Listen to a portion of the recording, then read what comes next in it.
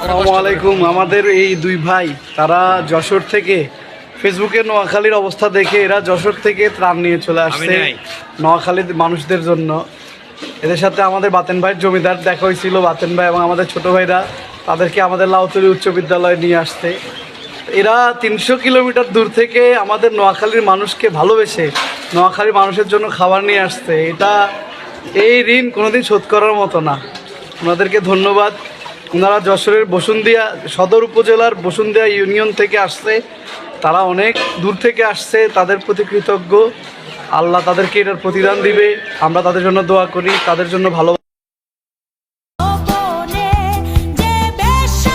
সবাইকে আসসালামু আলাইকুম। আমাদের আজকের কার্যক্রম ছিল যে আমরা ফেরিবাসীদের জন্য ত্রাণ পৌঁছাবো, কিন্তু আমরা কিছু কিছু কারণের জন্য ফেরিতে যাইতে পারি নাই। না যার কারণে আমরা কিন্তু নোয়াখালী চলে এসেছিলাম। নোয়াখালী আসার পরে আমরা সে প্রথম অবস্থায় কোনো বিশ্বস্ত লোক বা তেমন কোনো স্কোপ পাচ্ছিলাম না যে ত্রাণটা কীভাবে আমরা হ্যান্ড ওভার করব।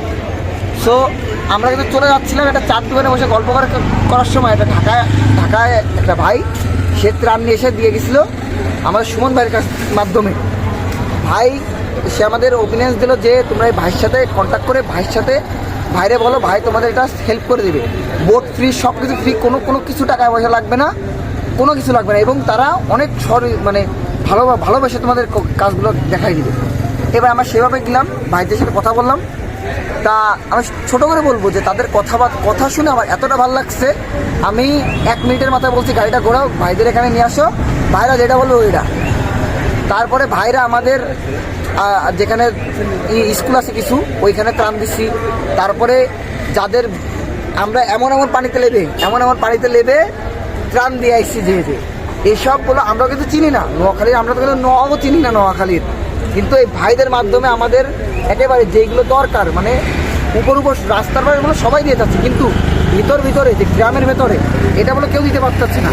এটা ভাইটা আমাদের জন্য সহযোগিতা করার, ভাইকে আমরা যশোরবাসী থেকে আন্তরিকভাবে শুভেচ্ছা পাই। এবং ভাই যে এতটা ভালো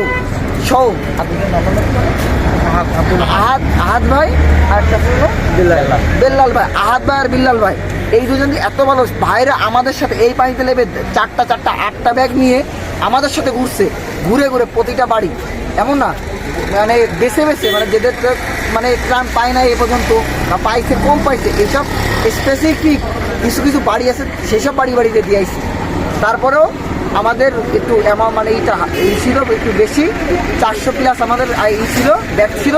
এখানে কিছু আমরা মানে কিছু আমরা করতে পারি না, এই জন্য ভাইকে আমরা এতটা বিশ্বাস করছি, ভাইকে আমার গুণীয় নয় ভাই, ওটা দিয়ে আপনার কাছে দিয়ে আসছি, এতটা বিশ্বাস।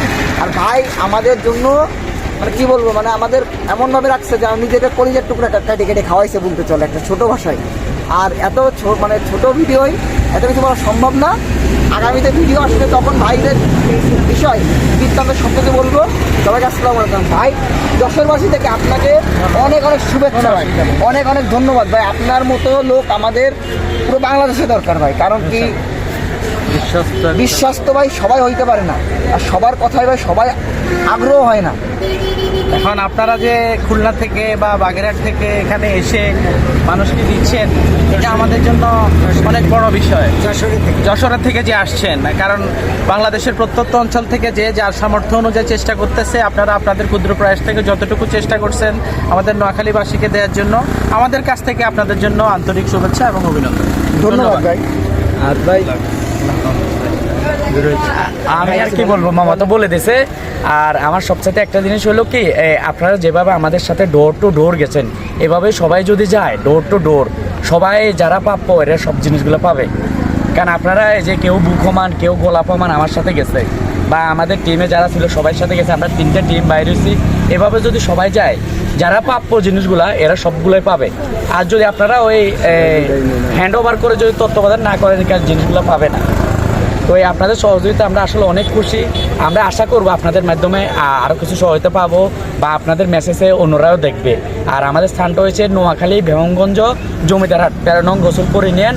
আর উনি হয়েছে আমাদের মজুলক চেয়ারম্যানের বড় ছেলে সুমন। আমি ওনার সাথেই আছি, আমাদের একজনের সাথে যোগাযোগ করলেই হবে। সাথে আমাদের তো আরো 2 জন সাহায্য করছে। হ্যাঁ হ্যাঁ, একজন ওই যে একজন হচ্ছে বেল্লাল, আরেকজন হচ্ছে কাশেম, আর আমাদেরকে টলি নিয়ে সহায়তা হচ্ছে সুমন আর হচ্ছে মিজান। ওনারা এখনো টলি বানানো নেই, এটা আমরা পরে আলাপ আলোচনা করে দেবো। তো আপনাদের এতে আমরা আসলে অনেক খুশি যে এত দূর থেকে জিনিস নিয়ে আসছেন, আর আপনারা অনেক কষ্ট করছেন আমাদের সাথে। কেন? আচ্ছা, ধন্যবাদ। ধন্যবাদ জানাই। আমাদের ধন্যবাদ বললে আপনার ছোট হয়ে যাবে। না অসুবিধা নাই, ইনশাআল্লাহ। এটা বলে আমরা বিদায় নিচ্ছি। ইনশাআল্লাহ বিদায় নিচ্ছি। নেক্সট টাইম ইনশাআল্লাহ।